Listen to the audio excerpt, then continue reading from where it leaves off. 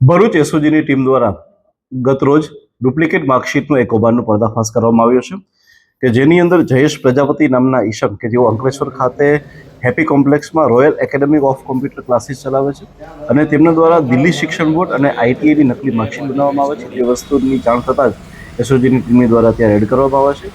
આ રેડ દરમિયાન જયેશ પ્રજાપતિની સાથે સાથે ત્યાં 21 જેટલી બોગસ આવી માર્કશીટો અને આવા જ જે છે જે એ પ્રમાણપત્રો અને તેની માર્કશીટો પોલીસ દ્વારા જપ્ત કરવામાં આવી છે.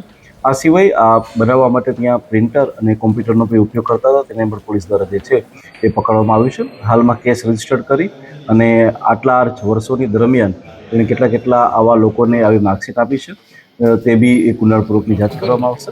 હાલમાં જે પ્રાઇમરી ઇન્વેસ્ટિગેશન છે તેમાં ખ્યાલમાં આવ્યું છે કે આવા દરેક વિદ્યાર્થી પાસેથી 15,000થી લઈ અને 50,000 સુધીની રકમ લઈ અને આવી બોગસ માર્કશીટ અને આવા સર્ટિફિકેટ આપવામાં આવી રહ્યા હતા.